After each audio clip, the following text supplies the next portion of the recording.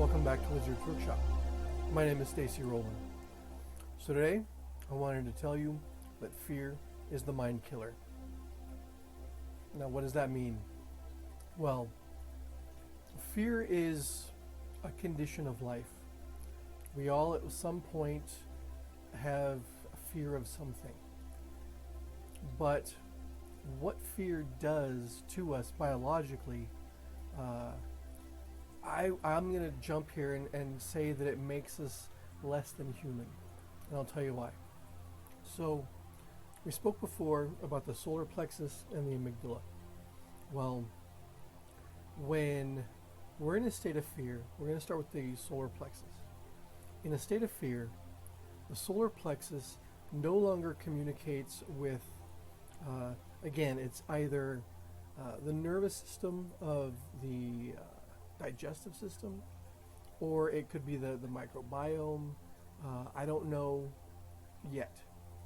But in a state of fear, the solar plexus takes information, and instead of communicating back and forth with the digestive system, it communicates with the adrenal glands. Now, one thing that happens with the digestive system, and we spoke about this before, is that the digestive system stops functioning properly. So we no longer digest food. Now, if we're in a chronic state of fear, that means that the digestive system isn't digesting. We're not taking up nutrients because we're not able to as well. Now, one thing that the body can do with this is believe that it's in a state of starvation. If we're not taking up nutrients, then we're literally starving for nutrition. And if the body is starving for nutrients, then we start taking on fat. And so a potential side effect of that chronic fear is that we can gain weight. Now, that's more superficial. The health aspect of it isn't, but the getting heavier is a very superficial side effect. But another thing that can happen, and this is more the brain, is that we produce stress hormones, specifically cortisol. Cortisol is a long-term stress hormone that has been found in certain brain degenerative issues as we get older. That things like Alzheimer's patients have more cortisol levels, I believe. Anyway, it does affect long-term memory. So having a balanced existence out of states of fear is better for us. When we spoke about the solar plexus and the adrenal glands, again, the adrenal glands produce adrenaline. And so it keeps us in that state of fight or flight. Our body is always on an impulsive state. We're ready to jump at any moment. And literally we cannot relax. And if we can't relax, then again, stress hormones. Moving up to the amygdala, in states of fear, the amygdala, instead of bringing information forward and out to the parietals and the prefrontal cortex, it moves it back to the brainstem. And this is what we call our reptile brain. It's survival mechanism only. It doesn't think or reason. And so not only is it yes or no, kind of a binary response mechanism, because it's not reasoning, it's looking for a authority figure to give it commands.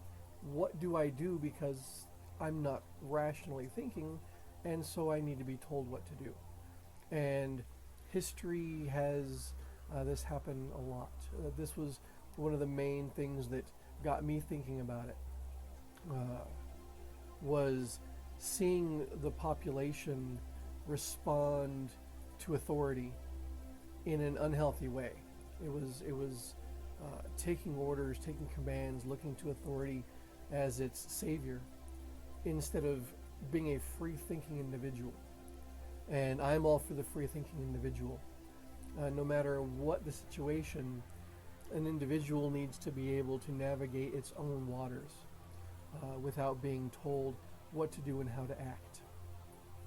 So that's the mind killer. We no longer work as a thinking, reasoning, rational human being. Now, what can we do? Well, the easy answer is to write things down, to journal. And writing down a fear I'm afraid of, and then fill in the blank. Then start expressing why. Why are you afraid of this? Well, that's going to bring up reality. For instance, using the term I'm afraid of heights is not really true, probably. Because if you were afraid of heights, looking up at something like the stars, or the moon, or a ladder, or an airplane, or your ceiling would cause you to be afraid because that's a high thing. Reality is you're afraid of being up there, but you're on a floor which is above something else. For instance, if you're in a high rise, you're on a floor that's really high off the ground. You only notice it when you look out the window, but you are high. The reality is that you're afraid of falling. And so understanding that is where we can start rationalizing our fears. For instance, I used this analogy earlier in the first take of this video. The Space Needle in Seattle. A lot of people might not want to go up into the Space Needle because of I'll use the word irrational at this point, an irrational state of fear. Because they're afraid of heights. So I think they tell them, that's the term they use, I'm afraid of heights. And so they don't want to look down. But acknowledging that you're afraid of falling can solve the problem. Because the Space Needle has never fallen. It has never crashed. The likelihood of you falling out of the Space Needle is minuscule. And so knowing what you're actually afraid of, because you can dialogue with yourself. You can dialogue with your subconscious with a rational philosophy. And I'm not going to say it's going to change the sensation, because you're going to go up in the elevator and you're going to stand there and you're going to look around and you're going to notice that you're above the ground at a pretty high elevation, and those sensations of panic are going to come in. And that's when we do the second step, which is when we are in that state, we need to recognize the state. One of the things that happens is that when we feel a sensation, we stop thinking. And that's the worst thing we can do. We need to look at our feelings, rationalize our feelings, examine those sensations as sensations. They are feelings. One of the big linguistic loopholes that I've noticed is that we use the term I am. I am is a very powerful word, and it should be used to inspire. I am amazing. I am beautiful. I am fantastic. I am in charge. These are the things that motivate us forward. But we also use it for negatives. In this case, I am afraid. I'm afraid of such and such. I am angry. I am mad, or other terms. But the truth is that it's a statement. It's not a reality. I am is a presence of being. I am. And it needs nothing to define it. It's when we add those definers that we lose ourselves. We lose that presence. For instance, I am afraid. Changing it to I feel frightened. I feel afraid. I feel angry. I feel mad. Changes our perception of what's happening. Now we're still going to sense it, and we should. We should recognize our sensations of fear. For instance, because fear is often here when we feel it, we don't feel this. This is a involuntary response. This is a sensation. Noticing what we're afraid of, noticing that sense. Is it intuition saying, I shouldn't do this? Or is it a fear, I'm afraid of doing this, or I feel afraid of doing this? Notice it, recognize it, and then think it out. Because once you stop yourself from being solely in the emotional body, the sensory mechanism, and you realize that the human is made of higher states of consciousness instead of the base states of consciousness, then we can elevate who and what it is we are as an individual. Noticing that we feel a sensation that is fear, recognizing what that is, and then responding accordingly. Now, there are times when it's right to respond by not doing something because we feel afraid. But a lot of times it gets in the way. It gets in the way of living. A really fantastic saying is, do it afraid, do it frightened. If you, here's an example, public speaking. What I'm doing is in a sense public speaking, and I got used to it when I taught, and I taught in front of classrooms full of 30 to 50 students at a time, and even though I was confident in what I knew, I still realized I was talking to a great deal of people, and their attention levels were not always there. And so I began to feel different sensations based on, are they listening? Did I say something that I shouldn't have? And feeling it could easily stop a person from continuing. In a lot of cases, they say that public speaking is one of the largest fears, and so most people don't do it. Well, doing it frightened means that even though I'm not comfortable, even though I have this sensation that tells me that I don't want to do this, maybe I need to. Maybe I need to step out of that comfort zone and do it anyway. This is a big one for me because I'm putting myself out hoping that I gain an audience because I think that what I have to say is valid. I think that what I have to say is helpful. But I'm speaking to a camera and I don't know if it's going to go anywhere or do anything. Those people out there who have helped me financially by buying my products, thank you very much. But that's a good example.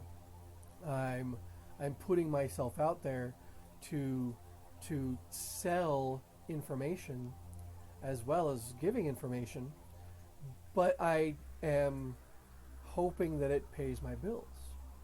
Well, I'm doing it anyway, even though it's easy to say, well, it's not going to work, it might not work, what if this happens, what if that happens? Well, if I don't do it, nothing will happen. And so I'm doing it anyway. That's doing it afraid. And so there are circumstances where we should recognize that my sense of fear is, it could be rational, but it might also not be rational. And so give it a shot, see what happens. That's where the rational mind comes in, is that if you are in physical danger, then it's a good time to say, okay, maybe not. Here's another example.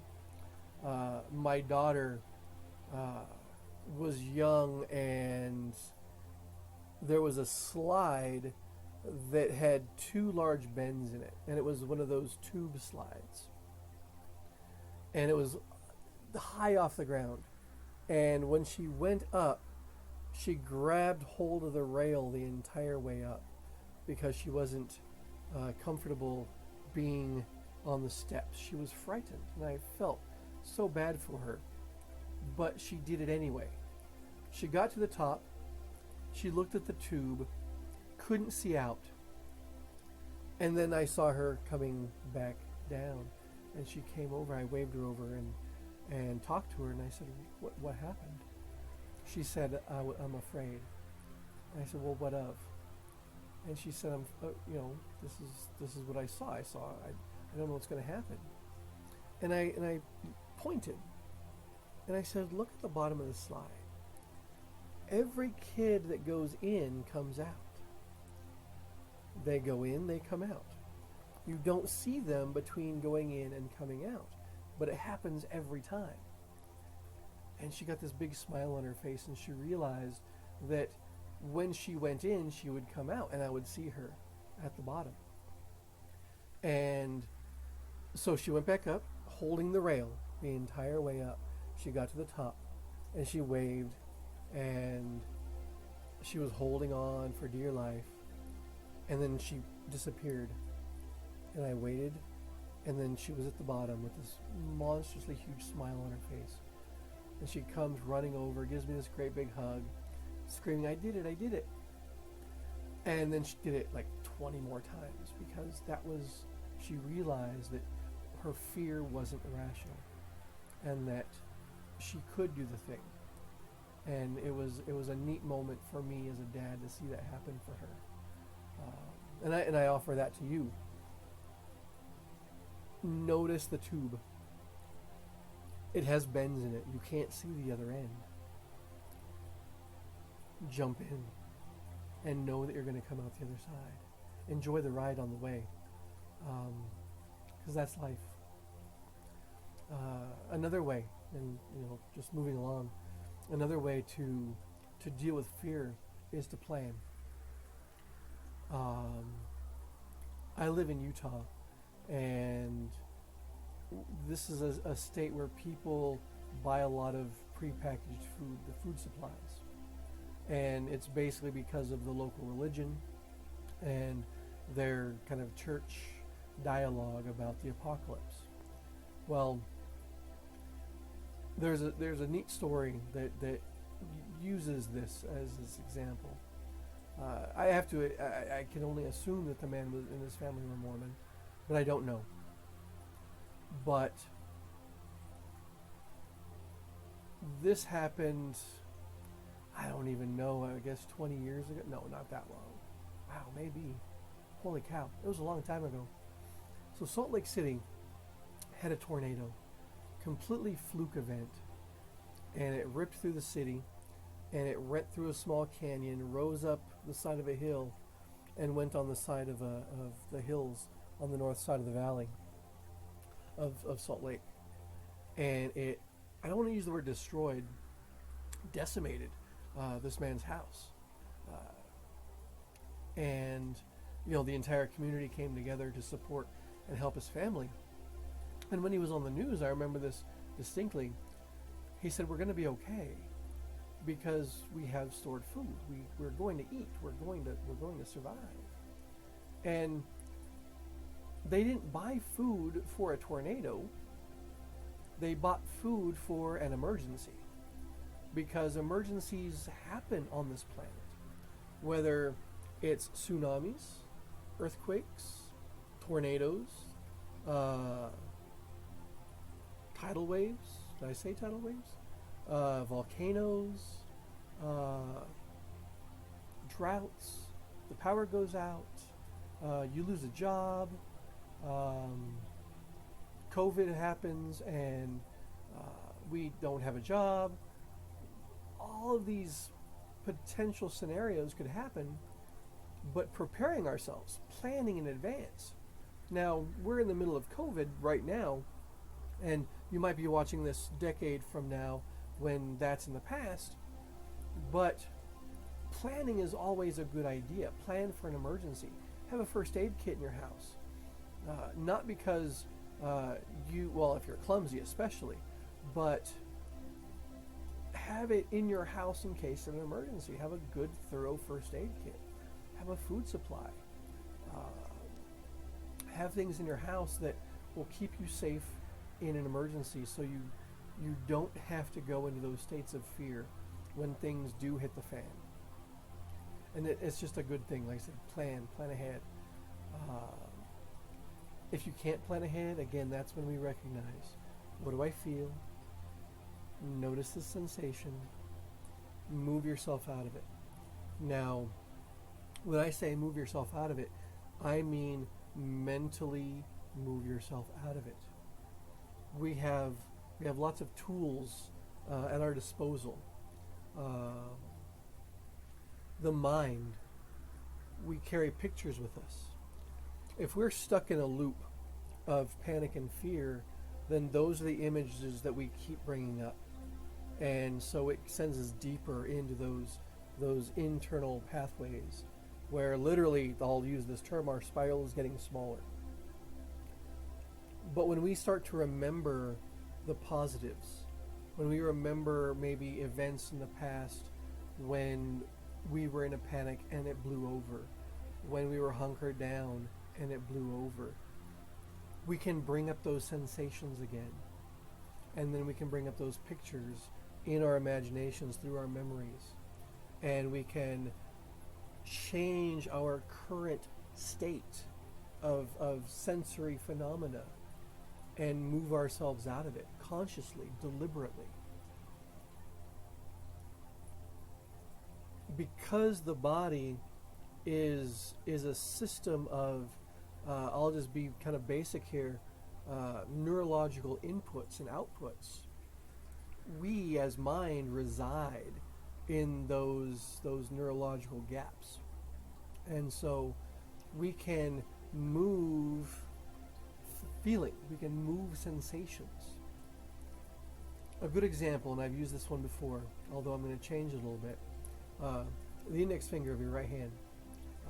You can stick it out, but you don't have to, because you're going to start noticing the index finger of your right hand. And the sensation is immediately going to change. The sensation that you feel is more pronounced. You might feel a throbbing or a temperature shift because there's more blood flowing through it. There's more sensory input going to it and from it. All because you are now paying attention to the index finger of your right hand. That's what the mind can do in the body. When you feel a sensation, when we're talking about, let's again go back to the solar plexus. If the solar plexus is moving information backwards, we can shift through breath just above the diaphragm and the kidneys. In front of the kidneys is the diaphragm. When we breathe, we massage those parts of the bodies. We alter the blood pressure.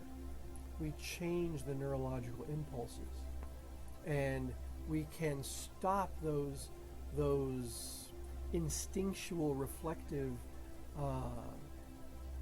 fear-based sensations and phenomena, and change them into something else. Because we stop and we notice and we say, I feel this, and we pause and we start breathing. And we breathe slow. And then we can mechanically, through the will, through the mind, move information processing in the body. And again, very powerful tools we have. In the amygdala video, I talked about how to tickle the amygdala so the information starts processing forward. And it's a great way because, again, it moves the mind into those spaces, into those synaptic gaps. And so they start functioning.